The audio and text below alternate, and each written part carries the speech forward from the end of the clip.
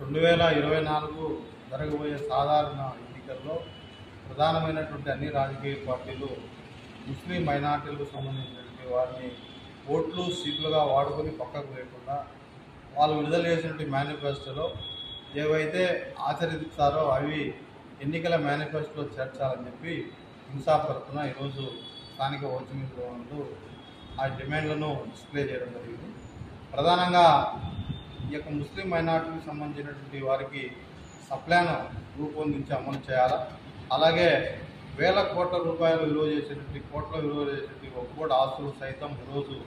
అన్యాక్రాంతం అవుతున్నాయి, వాటిని కాపాడాలని చెప్పి, అలాగే గత 5 సంవత్సరాల ముందు ఎన్నికల మేనిఫెస్టోలో విదేశీ విద్య కొరకు లక్షల రూపాయలు వెచ్చించి రుణ సౌకర్యం కల్పిస్తామని చెప్పి అన్ని ప్రధాన రాజకీయ పార్టీలన్నీ చెప్పినాయి. ఈరోజు వైసీపీ ప్రభుత్వం దాన్ని అటకెక్కించింది. దానిని పునరుద్ధరించాలని చెప్పి, అలాగే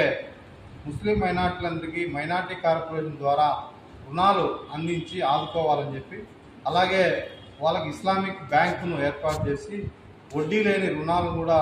ఇవ్వాలనేటువంటి దాంట్లో ఇన్సాఫ్గా అన్ని ప్రధాన రాజకీయ పార్టీలకు విజ్ఞప్తి చేస్తూ ఈ యొక్క ఎన్నికల మేనిఫెస్టోలో చేర్చాలని చెప్పి